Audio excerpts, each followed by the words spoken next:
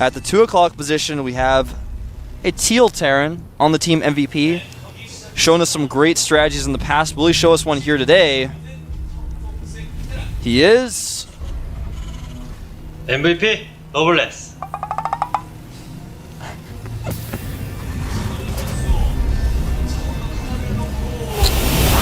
These positions are really going to fall into Noblesse's playstyle too. Yeah, I think so. His opponent over here at the top position. On the team OGS, a red Protoss. He is Hero. Hero. Alright, this is going to be a very tense game for both these guys. Indeed it will. Right off the bat, you'll notice that Hero did not make his gateway at 12, nor at 13. So I'm starting to think he may actually just not make a gateway and make a Nexus at either 15 or 16. Yeah, that looks like it is the way it's going to go. And from the looks of it, Noblesse might actually scout him last. A lot of the players usually just go straight across the map. Yeah, well, Noblesse is going to be doing a gasless expand, so he's very interested in knowing what Hero is doing, and it looks like he is going to actually scout in the correct location. And the SCV and the Probe are actually going to meet each other here.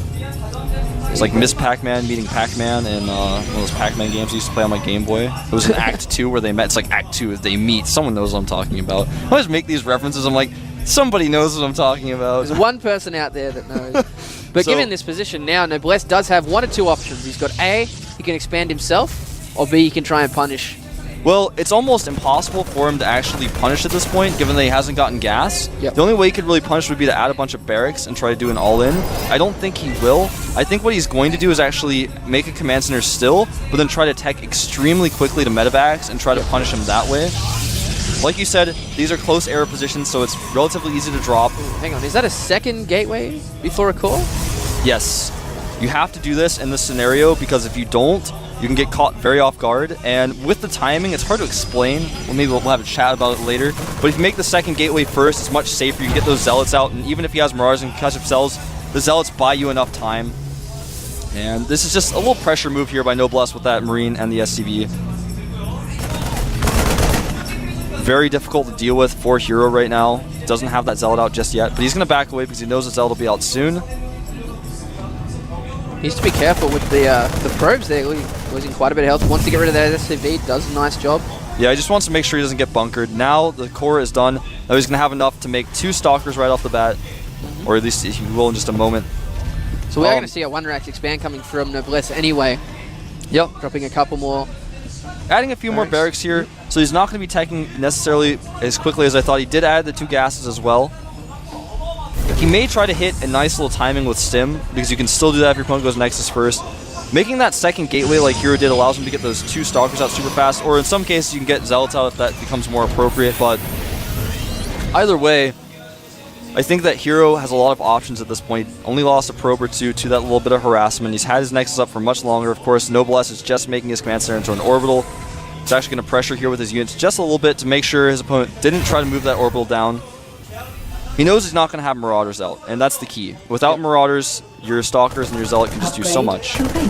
Yeah, absolutely. He's got those Stalkers down at the bottom. He might even just plan to sit there for a little bit. Oh, loses a lot of health on that Zealot. And I like how Noblesse in each game has actually built his barracks at the front to wall it off and then moved it back. Exactly, because if Void Rays happen, yes, Void Rays happen. And here come these Stalkers again. Just so many Marines, it's very difficult for him to do it. Just finally gets in the perfect range, because if you move your Stalkers back just enough, they can hit the Marines, but the Marines can't hit them. So that's what Hero's trying to find here with these Stalkers. Took a lot more damage than he should have there. Yeah, but there's a lot of Marines at the top of that ramp. I know you have to look at it and go, Hero knows that he has to back off very shortly. Yep. He's going for that Robo and an extra 2 gateways down at his main as well. Still poking up, trying to get as much damage as he can. Oh! Almost lost the Stalker. We do have a stray SCV coming through and scouting the entire of Hero's base. Sees everything coming through. Observer on the way through him as well. It just makes me want to break keyboards when that happens, man. I just see that SCV on base, I'm like, how did you get in here? It's, you know, it's like when someone gets into your special place, you know, and you're like a movie star or something, you're like yelling at the security, it's like, how did he get in here? How did this little kid get in here? The kid's like running around and stuff. He's breaking everything. I just want to yell at somebody and be like, how did you let this happen? It's actually myself I'm yelling at. Exactly. We do have a Ghost Academy. Signature move from the first game. Yeah, I don't think he's going to get a nuke right off the bat, but again, getting those fast ghosts out allow you to shut down the sentries, which are very, very important. You do have an Immortal. Yeah, that's actually a little bit unusual. The Zealot will be taken, and the signature not getting concussive shells also here by Noblesse.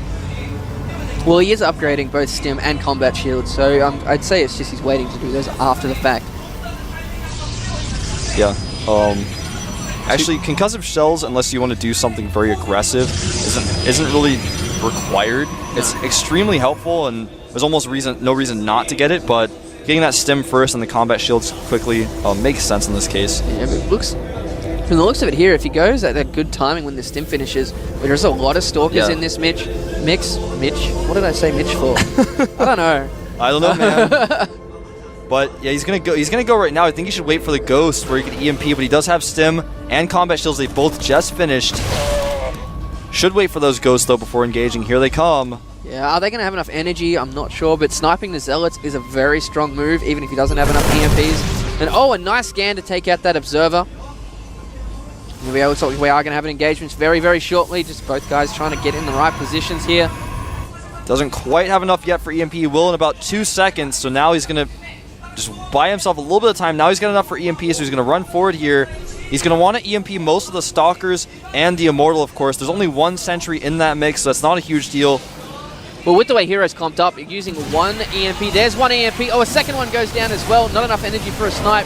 Going through, stim goes down. He's trying to work through all of these Zealots. I think Hero realizes he's going to be able to defend this, but it's going to be very, very difficult. That Immortal is at the front. He doesn't have any shields, though. It goes down very quickly. There's a lot of Marauders here. Only Stalkers left. They chew through them so quickly. Probes being pulled now, and he's going through, just focusing down these Stalkers one at a time, trying to get away, not wanting to lose anything, just baiting all those probes. He just lost an entire expansion's worth of probes, and the Marauders still aren't dead. Yeah, it looks like they may die now, though, as they fall down the ramp. But nice moves by both players. Marauders even running at the front. The first Colossus does come out. Starport is on the way right now. I just want to see, can we have a look how many probes he has left after that? 35, so he's only 10 behind.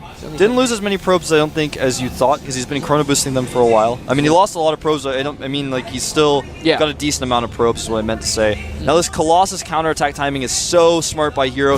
He's going to hit before there are Vikings. The bunker's trying to get up. If he can go over here and hit before that bunker finishes, he'll be in great shape. There's no Ghost there either to deal with that. Focusing down the SCV. No, he hasn't hit the SCV yet.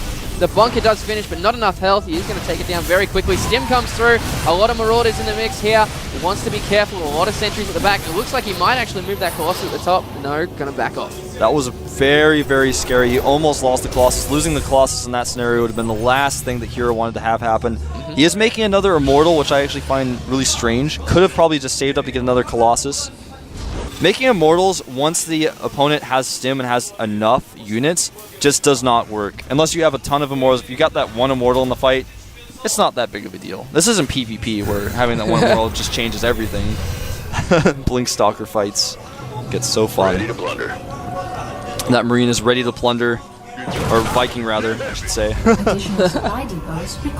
Factor around scouting. Wants to know where Hero's army is at all times.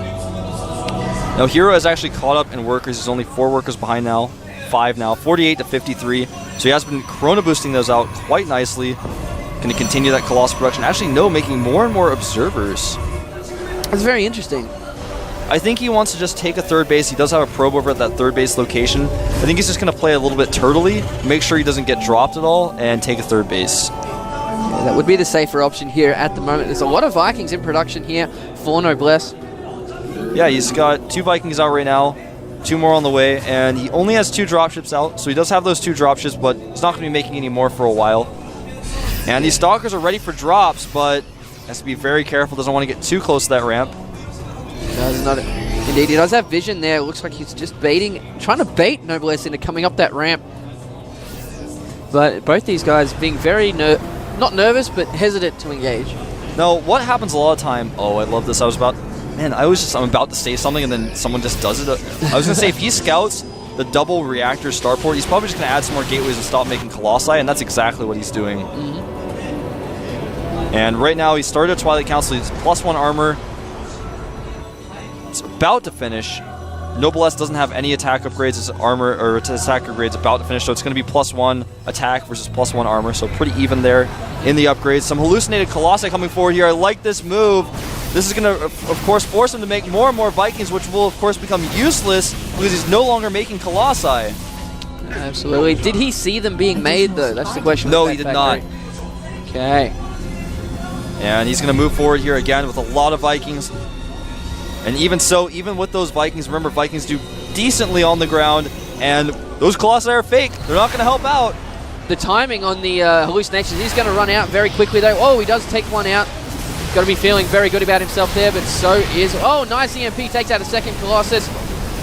And yeah, this is looking pretty good for Noblesse, though. Even though he just didn't have a ton of units, his opponent's units were fake. They just weren't real. Yeah, he's dropping all those remaining Vikings. Probes being pulled now. Another Immortal up at the top. But those Stim Marauders just tearing through everything right now. Yeah, I mean, this is unfortunately, I think, going to be the end for Hero. He's just going to lose too much. He's already like 40 supply down. And even if these Marauders do fall, which I don't even think they necessarily will, he's lost a ton of probes. Right now, 63 SCVs, 39 probes. And these Marauders just going to town on the Bio Army. Even Vikings landing up here at the top, being annoying, harassing. More reinforcements coming in here. I don't think Hero will be able to hold this for much longer. No, everything for Noblesse is just rallied over into the base here. Lots of sentries being morphed in, but he can't stay up there in his main for much longer, especially with all these pylons being taken down at the middle. And he's just being he's cornering himself into a concave there. Yeah, every time. Really great positioning by Noblesse.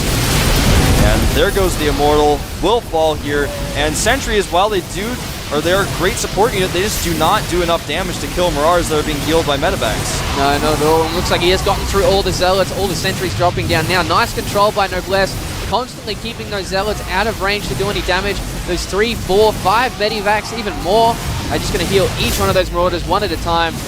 And I think that's going to be it for Hero. He's desperately trying to warp in some more stalkers. You're going to pull the probes again. When you pull in the probes, you know things have gone bad. And these Marauders backing away. Great control by Noblesse, always splitting his Marauders, always kiting, and I think unfortunately for Hero that's going to be it. He's going to have to try to requalify. There's the GG. Noblesse moves on. Unfortunate for Hero, but I think we'll see him back very shortly. Oh, you'll definitely see him again. I think we'll probably see him in the team for sure. Both of these guys, the sad part about this match is that both of these guys are extremely high caliber, and only one can advance. It's just the unfortunate part of being in the round of 32. Yeah, well, it comes down to a lot of things we discuss a lot. Just because they're not in the GSL does not mean that they're a bad player at all. They're all extremely well refined, but it's just so cutthroat. There's only 64 spots. There's how many thousands of Koreans on the ladder? Hundreds? Yeah. Well, keep in mind that you said there's 64 spots. There's actually only 32 spots. Well, that's true. And you have to keep in mind that a lot of those spots are already there from people losing in Code S. So there's even less spots. There just aren't that many spots. It's actually extremely hard, and you're playing against the best players in the world. Mm-hmm. They're the best players in the world. I mean, I know some of the other best players in the world aren't there, but you know, I'm not saying like every player in the world that's the best player is at the Code 8 qualifiers.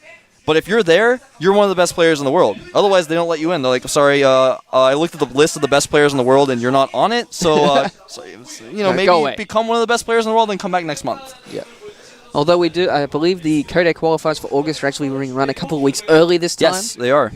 I believe they're in about a week and a half or 2 weeks from now. Something like that. I believe it conflicted with an MLG date, I believe. So they didn't want to make people choose between one of the two, which is nice of GOM to do that. Of course, they do have that new partnership with MLG recently. Yeah. We had some great MLG, a great organization. If you guys haven't checked out those games, there's actually replay packs available and stuff. So just look up Major League Gaming and check that stuff out. Because even if you're not a StarCraft 2 fan or you like other games, or you are a StarCraft 2 fan, but you also like Halo and some of those other games, check out Major League Gaming. They're a great gaming community, great gaming team and organization. I know you unfortunately weren't at Columbus, but I was, and it was a great event. I was here. Mm-hmm. So who do we have coming up next? We'll have to double check. I'm not actually 100% sure. I think coming up next we've got 5-minute break. Maybe. Don't spoil anything, man. I'm sorry. I don't want to go on a break. People were criticizing me for spoiling the results of the FXO or who was going to play next and such. So I'm just not going to spoil you guys into who's playing next. You're going to have to go to Team Liquid. You're going to have to press the home button. Then you have to go to the right side and click on the GOM TV thing and then look at the maps and stuff. And I'm not even going to tell you guys. You guys are going to have to go over there and click on it. Some of you guys already know. I know. I'm going to keep it a secret. That's all right. So we are going to have a 5-minute break here pretty soon. We think. We think. We're not sure anymore. Everything keeps changing. We're not sure anymore. We don't know anything. After Hero lost, we were just like, those games were so close and so awesome. I just don't know how the world works anymore. No, that's good.